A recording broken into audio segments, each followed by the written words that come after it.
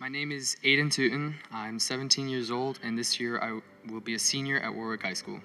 I live in Lidditz with my parents, my two brothers, and we have a dog. I was born in Fort Worth, Texas, and my family moved to Quito, Ecuador to be missionaries when I was 1 until I was in 5th grade when we moved here to Lidditz. I grew up in a Christian home, going to church every Sunday and doing daily devotions as a family. I remember accepting Jesus into my life when I was 5 years old.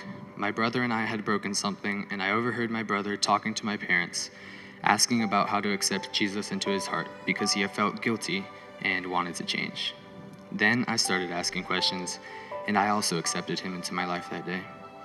At first, I didn't fully understand the extent of the sacrifice Jesus made for me.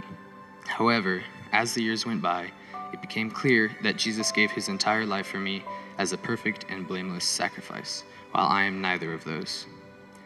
An impactful moment in my life was at one of the winter retreats. I remember for the first time feeling the Holy Spirit in my heart during our worship times. Another way I've seen God throughout my life is answers to my prayers, like helping my family in more ways than one when we were moving back to the United States.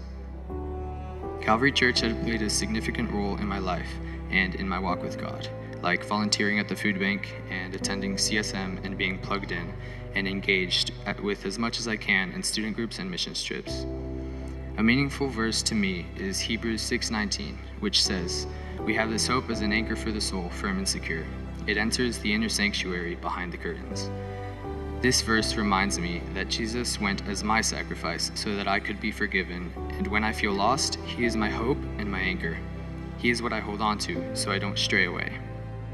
I need salvation because I am lost without him and will suffer separation from God for all of eternity without it.